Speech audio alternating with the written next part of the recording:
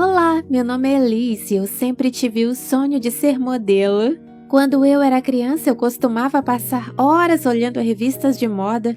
Depois fechava os olhos e me imaginava andando na passarela, cega pelos flashes das câmeras. Elis, é hora do jantar. Meus sonhos sumiam como fumaça e eu obedientemente ia até a cozinha. Com o passar do tempo, eu pedi à minha mãe para me matricular em uma escola de modelos e ela concordou facilmente. No primeiro dia eu estava tão nervosa que nem consegui saber afinal onde era localizada a turma na qual eu iniciaria minha vertiginosa carreira de modelo. Quando abri e entrei na sala, olhei em volta cheia de curiosidade. Toda a sala estava coberta de espelhos. No centro já estavam reunidas várias moças, aparentemente estudantes como eu, e uma senhora imponente que pensei ser a professora. Antes que eu percebesse, a professora gritou comigo. Você está atrasada para minha aula. Isso é inaceitável. Vá para o seu lugar, você está incomodando a todas. Olhei para a mulher com os olhos arregalados e quase chorando. Eu acabei me perdendo. E eu não consegui me explicar. A mulher nem me ouviu e agarrou meu braço e me arrastou para o centro da sala com grosseria. Você vai servir de exemplo no centro da sala? Deixe todas olharem para você. Espero que você não queira se atrasar novamente. Durante toda a hora que passei na aula, me senti humilhada. As outras alunas me olhavam com pena e a professora não perdia a oportunidade de me repreender por qualquer coisa.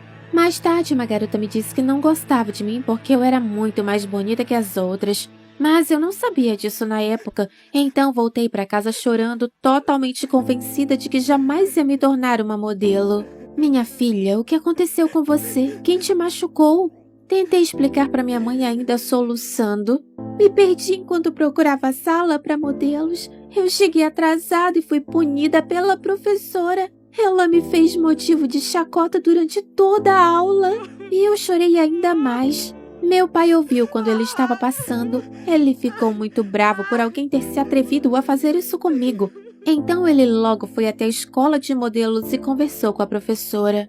No entanto, essa conversa não poderia ser chamada de produtiva. Papai chegou em casa ainda mais irritado do que quando saiu. Aquela mulher louca, disse ele.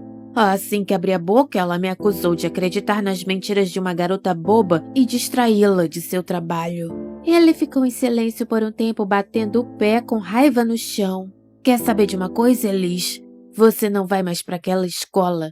Não quero que filha minha ande sendo humilhada assim todas as vezes. Se você quiser, podemos encontrar outra escola ou eu mesmo te ensino. Você sabe que seu pai era fotógrafo. Eu não era modelo, é claro, mas já vi muita coisa. Acho que é o suficiente para você começar. Meu pai pediu a uma modelo que ele conhecia para me dar algumas dicas. Todos os domingos ela vinha e passávamos algumas horas no estúdio.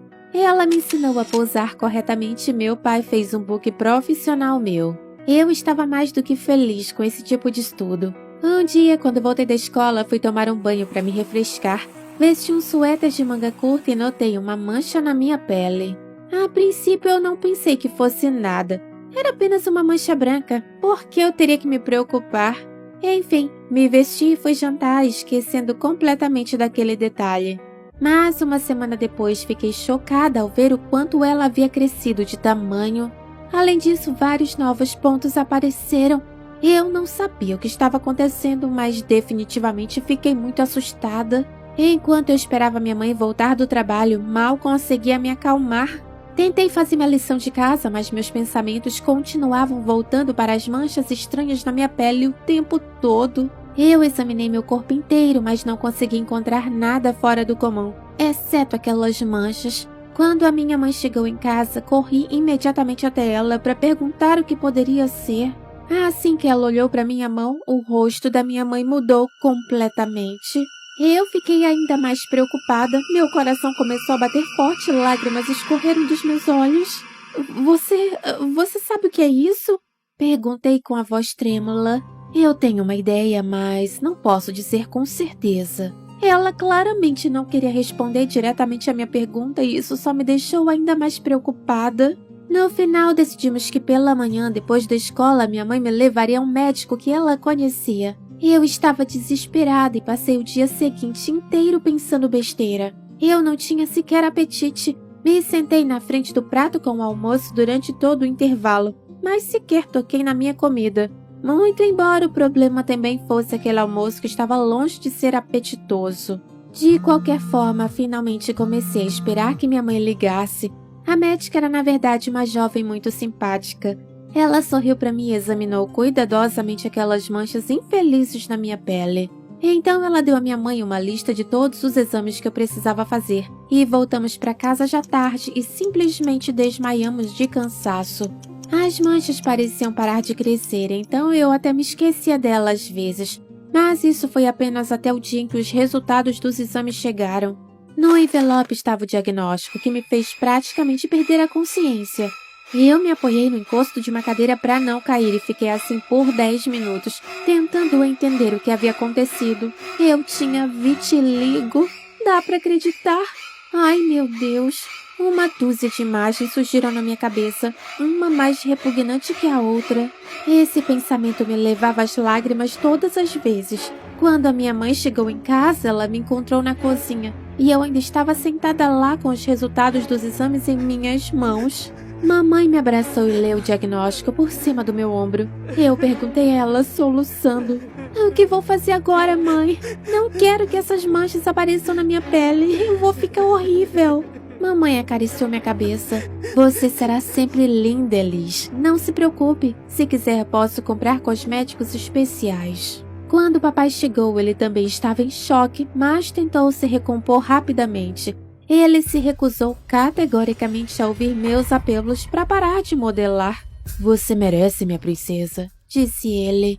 Então, aos poucos, minha vida voltou à rotina de antes. Especialmente porque a doença não estava se espalhando rapidamente. Eu continuei modelando e participei dos meus primeiros ensaios reais. Também continuei indo para a escola e em uma das minhas reuniões até conheci um cara muito bonito, o Félix. Ele e eu rapidamente nos apaixonamos bastante e nos tornamos amigos. Eu acabei me apaixonando e cada vez que ele estava por perto eu sentia borboletas no estômago. Às vezes, antes de dormir, eu me imaginava confessando os meus sentimentos a ele e que começávamos a namorar. Mas então o medo dele me rejeitar aparecia e meus sonhos eram destruídos. Eu também estava com muito medo de que ele descobrisse sobre minha doença. Como será que ele se sentiria sobre minhas imperfeições?